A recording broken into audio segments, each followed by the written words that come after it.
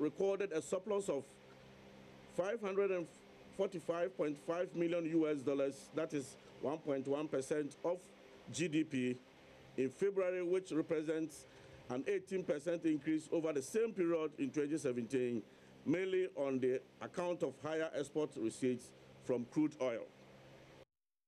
We are taking you next to the Ashanti region, where the Kumasi Metropolitan Assembly owes a waste management contractor about 64 million Ghana cedis. You heard right. Now, for now, the Assembly is required to pay at least 100,000 Ghana cedis a month. But Metropolitan Chief Executive Osei Sibe says the Assembly is in no position to pay the debt until government intervenes. He was addressing members at the first ordinary session in Kumasi. Prince Pia reports. It was the first ordinary meeting of the third session of the 7th Assembly of the Kumasi Metropolitan Assembly.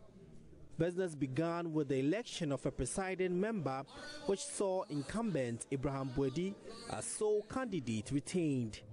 City Mayor Mr. Osei Sibe revealed the biggest challenge has been the 63,800,000 debt owed waste management service providers.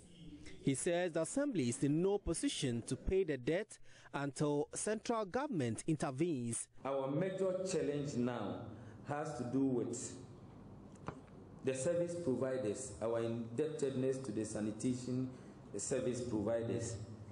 As at now, we all know that Stanley Owusu and Yedenika Kesepa, Stanley Owusu, all the other companies to put together a cano and in 63.8 million Ghana cedis.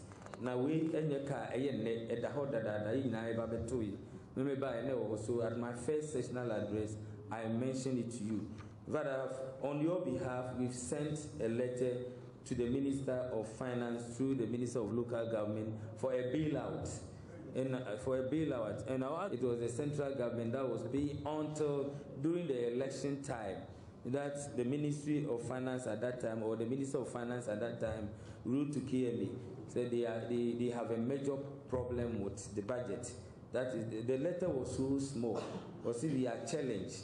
We are challenged with our budget, and we can no longer pay this debt, and therefore make all the necessary arrangements to pay the debt. There, however, appears to be potentially long-term solutions as 20 companies expressed interest to convert waste into energy. Prince Apia reporting.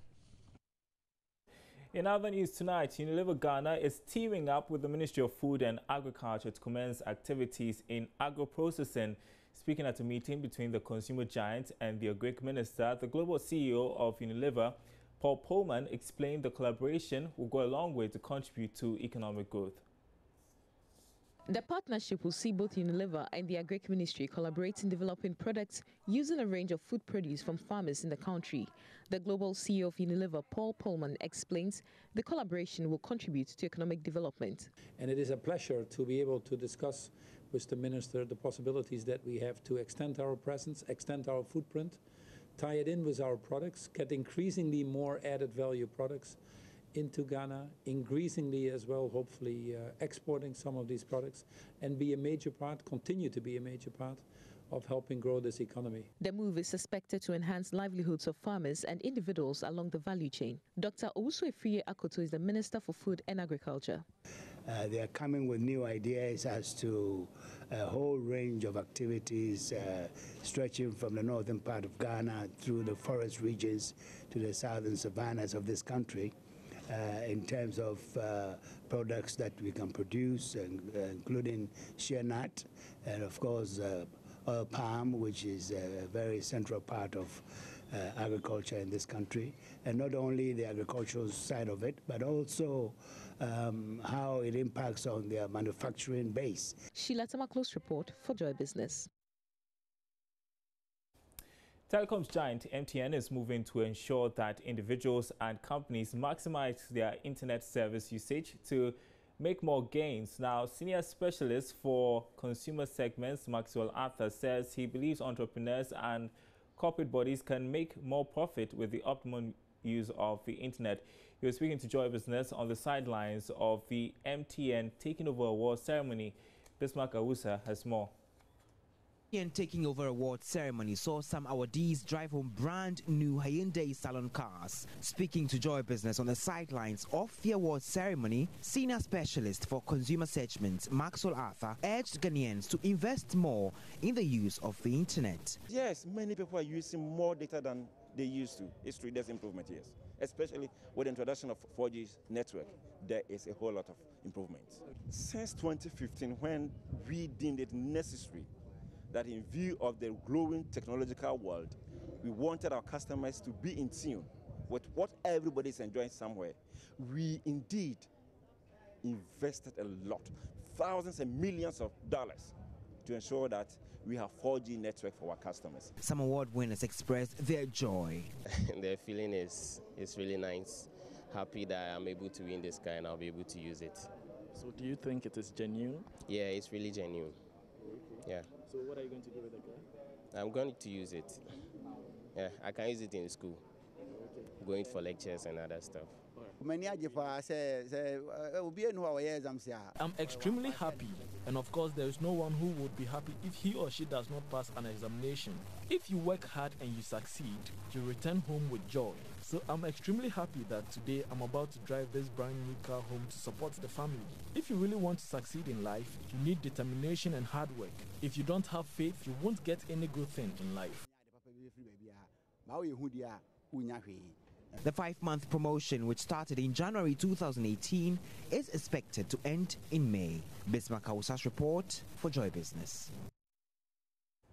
Well, the internet continues to offer significant business potential for entrepreneurs globally. We are bringing you next the story of Rubaba Sulebrahima, a young entrepreneur whose love for going natural led her to embark on the business of making natural skin products like body creams, hand creams, and lip balms, among others. She's currently cashing in on the shift from conventional skincare products to organic ones. Our reporter, Foziatuk Adam, has more in this report.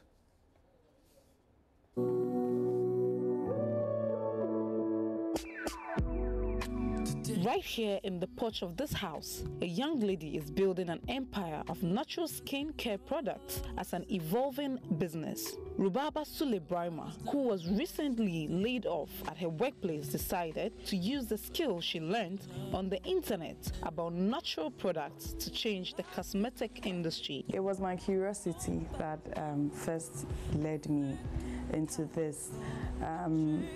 There was a time when I decided to go natural, and by going natural I mean natural remedies of solving problems. So if I have a pimple, I go online and look for natural remedies. If I have a toothache, I go online and look for natural remedies, hair breakage, and there was one thing that was common amongst all the things, which was coconut oil. It was natural, and then it ran across almost all the natural recipes that I found. So I decided to go to town and then get some. But unfortunately, I didn't like the way I didn't like the smell. I didn't like the color. I didn't like the packaging. So I decided to try it by myself. So I bought one coconut, and then I did the process, and then it came out really well. I liked the way it smelled, and I shared it with a friend.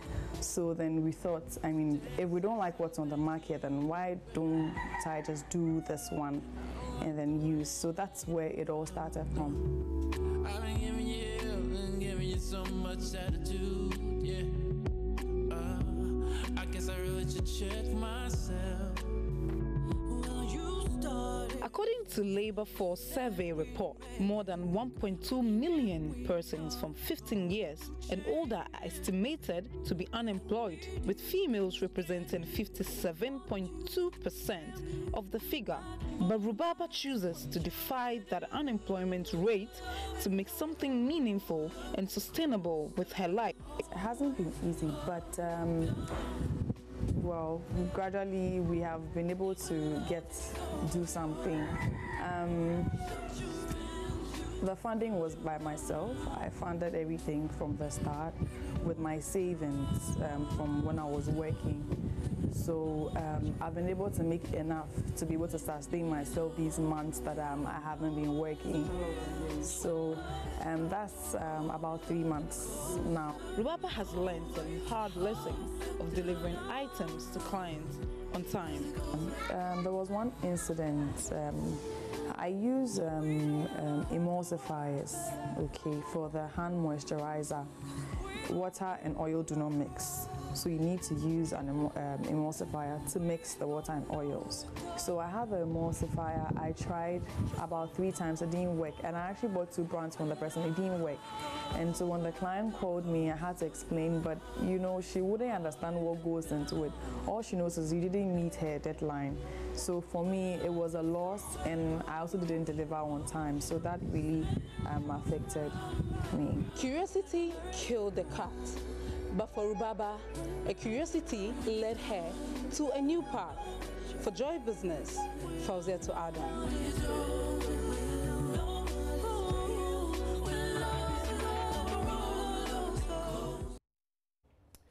The lack of storage facilities and warehouses in some communities in the Upper West region has resulted in massive post-harvest losses. One such community is Zingo, located in the Wa municipality. The farmers say due to the lack of storage facilities, they are forced to use traditional methods to store their farm produce. JoyNews' Upper West correspondent Rafiq Salam reports. Zingo, one of the many farming communities in the Wa municipality of the Upper West region, tilling the land for this farming season, which has already begun here. 41-member Baleyele Farmers Group, based here, is busily preparing the land for the rainy season, which is actually a few weeks away, according to the Ghana Meteorological Service. Each of the members, after this, will do same at his personal farm to prepare the land for subsequent planting. They swung and cleared 3 stumps and thorns with some bravery and brute force. The group last year cultivated 14 acres of maize and it yielded 114 bags. Among the group's concerns is lack of warehouse to keep the farm produce. 50-year-old mother of 7, Badu Idi, said their yields on their farms over the years have increased, but the challenge they have is where to keep such bumper harvest.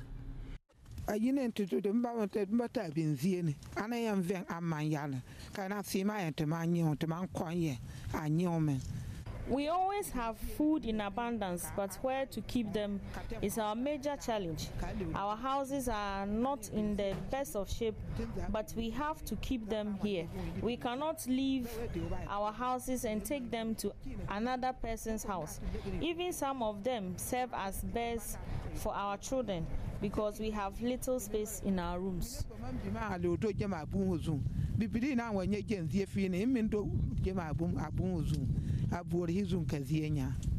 Most of the houses in this community have leaking roofs. The farm produce are always destroyed as a result, especially when it rains incessantly. It is the wish of farmers here to increase their yields this impending farming season. But here is the case, they are without any modern storage facility of a sort. What they depend on are these traditional methods of storing their farm produce.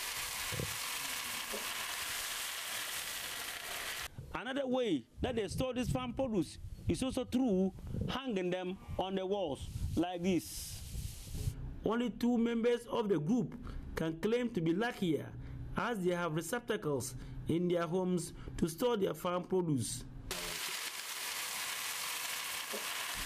It is the dream of the farmers to double their yields this farming season, but according to 43-year-old Ali Sabana, who has a 5-acre farmland, they fear their harvest will just go waste.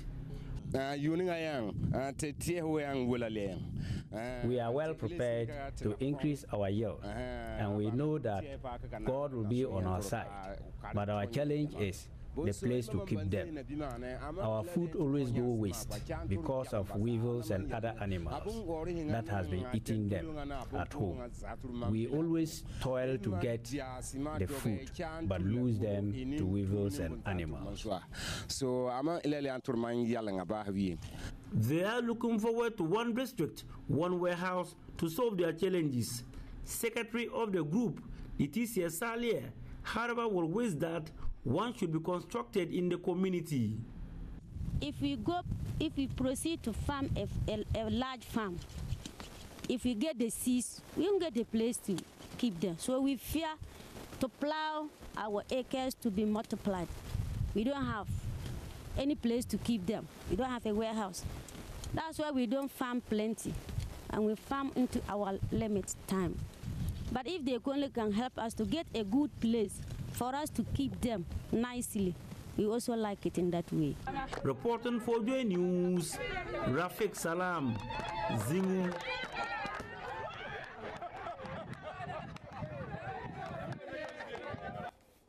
Rafik sure having some fun there. Well, let's do something musical, shall we? Upswing Music Company Limited, a local music distribution firm in Ghana, has opened its Yamaha showroom in Accra. Managing Director Joseph Imrokoewo has been speaking about the company's plans to establish training centers within Ghana's polytechnics to boost local content in the manufacturing of musical products in Ghana. We're looking at an opportunity to even adapt certain particular polytechnic institutions where we'd actually adopt the electronics department and they become a part of the team. What are we going to do with that? We are looking at a scenario where very simple components like the capacitors and the building of the board, motherboards and other things could be manufactured here, because those things are not rocket science. Those are things that can easily be developed. If you're going into the R&D part of the business where they actually research into the product design, definitely they would want to protect their intellectual property along those lines. But we believe that the other side, where it has to do with manufacturing very simple components, could be done within country. That is our view in entering the market. And I think that with the support that they are willing to give, we should be able to break the ground to create a business within our country for that to happen. I'm saying this confidently because I've been around the music space for some time, and I have seen that there are instances where people have manufactured speaker boxes, at least, and they work. I've seen people manufacture amplifiers, and they work. What we haven't done very well is in the musical equipment side, which I think is a transferable technology, and therefore once we've been able to build capacity and build confidence within the people that are doing the electronic side, i.e. the speakers and the speakers, the amplifiers and the speaker processing units, we should be able to move them from the base of that confidence to build on the musical instruments, yes. And then we believe that visibility is key, but also we find a situation where the business in supplying musical equipment and speakers are actually in a very crowded environment within the Zongo lane, and it makes it very difficult to find access. So we thought that we should pick a location that would make it easily accessible to our customers. And you'll find substandard products on the market, so people end up spending much more money than they would have spent if they were having access to the real top quality brands. And that is what motivates Upswing Music in trying to deal with the real top brands and then making it available at affordable prices to the market. Because at the end of the day, buying a good product would serve you longer and be cheaper eventually than buying a substandard product, who probably at the entry price may be very small, but over time you may be replacing them within probably every 2.5 years, when if compared to the good brands, the top quality products, you're talking about 10 years plus of usage, yes. You're watching Business Live. Time to bring you our interview of the day. Of course, one of our top stories tonight. Barclays Bank is attributing a sterling financial performance for last year to prudent management of its resources. The bank saw some significant growth in all areas of its operations, resulting in a profit before tax reaching 550 million cedis, is the highest in the industry so far. Antoinette Kofi is Chief Financial Officer at Barclays. 2017 was a great year on a lot of fronts. So we've posted a 30% growth in our profits before taxes and a 27% growth in our profits after taxes. And this is on the back of strong growth in revenues, which is about 24% year-on-year growth in revenues. On our fee side, our non-interest revenue contribution to total income improved to about 40% in 2017 from about 32% in 2016. And this is on the back of significant deals that we did in our markets business, where we supported government and central bank in a lot of their bond issuance, etc. We are a book runner for central bank, and that helps us tap into, the way we run that is we tap into a global base of clients, which we have a wide range of, to patronize the government bonds as and when they are issued. Can I attribute it more to also maybe putting management of your resources available, because resources have been scarce over the period under review, under the year under review, but the one that has been smart in managing it ends up coming up with results like this? You could say that, and a key part of our performance is driven by the fact that we have a strong risk management culture, and we ensure that we put quality loans on our books, and we partner our clients to make sure that we manage loan losses also quite well.